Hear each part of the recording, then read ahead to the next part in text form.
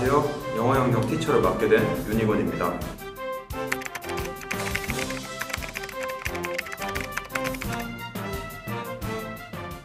오늘은 여러분들이 영어 영역에서 가장 어려워하는 3점 빈칸, 3점 어법 문제에 대한 준비법과 팁을 알려드리려고 합니다.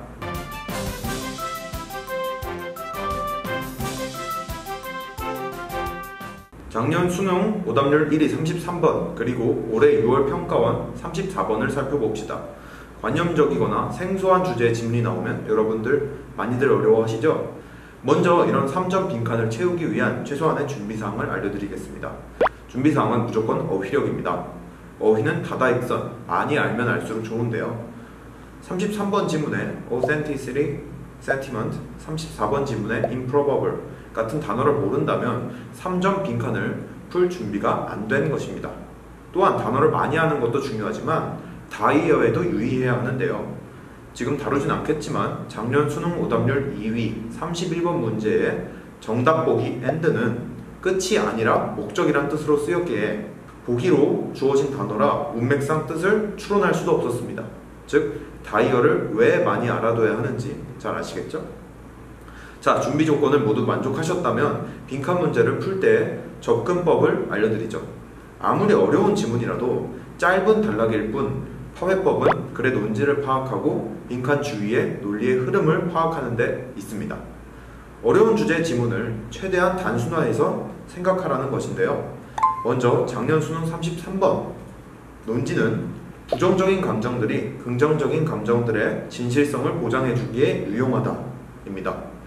글의 논리를 보면은 부정적인 감정이 긍정적인 감정의 진실성을 보장한다. 그리고 그에 대한 예시를 드는 구조입니다. 부정적인 감정이 긍정적인 감정의 진실됨을 증명한다 라는 다소 의아한 논지를 주고 실제로 이러이러할 때 부정적인 감정이 오히려 긍정적인 감정의 존재를 증명해주더라 라는 예시를 들어준 거예요. 논지, 그 다음에 그걸 증명해주는 예시 구조죠. 그렇다면 빈칸에는 그 예시, 긍정적인 감정이 의심될 때 One no longer loves 라는 답이 들어가는 것이죠. 다음으로 올해 6월 평가원 34번입니다. 34번의 논지는 예기치 못한 복잡성과 모순이 생태학을 흥미롭게 해준다 인데요. 글의 논리를 보면 수중동물의 체액은 바다를 따라간다. 심지어 담수에 사는 생물들도 빈칸한다. 생태학은 이런 모순 덕에 흥미롭다. 식물도 봐라. 질소가 이렇게 많은데 질소가 부족해서 못 자라지 않느냐. 즉 예시를 통해 자연스럽게 논지를 전달하고 논지를 강화하는 예시를 다시 드는 구조인데요. 즉 빈칸에는 처음에 예시니까 어떤 수중동물의 모순, 생태학의 모순이 들어가야겠죠. 즉 maintain an inner ocean in spite of surrounding fresh water가 빈칸에 들어가야 합니다. 이처럼 지문이 난해하고 복잡할수록 논지를 파악하고 단락의 논리 구조를 파악하여 빈칸을 추론하는 습관을 길러야 합니다. 다음으로 3점 어법 문제입니다. 올해 3월 모의고사 오답률 1위 28번 그리고 작년 수능 어법 문제 28번 문제를 살펴봅시다. 먼저 3점 어법 문제를 풀기 위한 최소한의 준비사항에 대해 알려드릴 텐데요. 방금 말한 두 문제의 보기들을 살펴봅시다.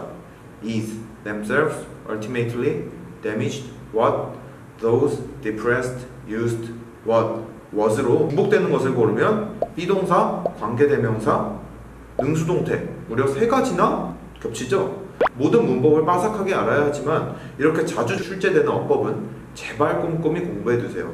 추가로 단복수, 능수동, that, which 같은 양자택일식의 어법 지식은 더 빠삭하게 습득해 두어야 합니다. 준비 조건을 만족하셨다면 어법 문제 풀 때 주의사항을 알려드리죠. 첫 번째, 어법 문제도 해석을 하라. 두 번째, 느낌으로 풀지 마라입니다. 올해 3월 모의고사 28번 문제를 봅시다. 정답 4번 The effects have been especially damaged to empathy 라는 문장을 보면은 문법적으로 알아낼 수도 있지만 정황상 앞의 효과들이 아이들의 공감 능력을 손상시킨다는 내용입니다. 즉 해석을 하면 the effects가 damage의 주체라는 것을 알 수 있죠. 어법 문제라도 해석을 하면 도움이 된다는 것입니다. 다음으로 제발 단순 느낌으로 문제를 풀지 말라는 것입니다.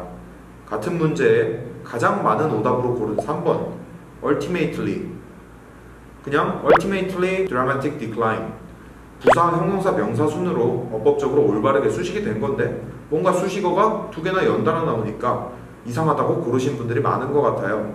그런데 사실 맞죠?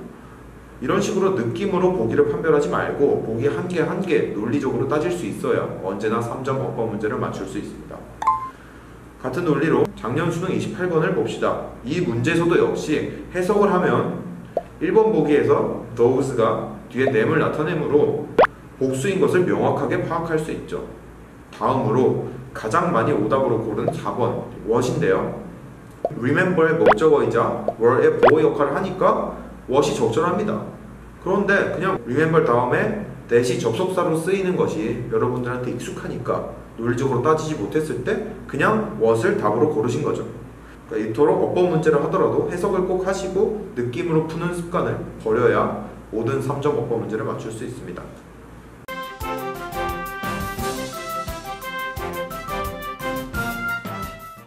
여러분, 수능이 68일 남았습니다. 9월 모의고사 잘 보셨나요? 모의고사는 모의고사일 뿐 자만할 필요도 상심할 필요도 없습니다.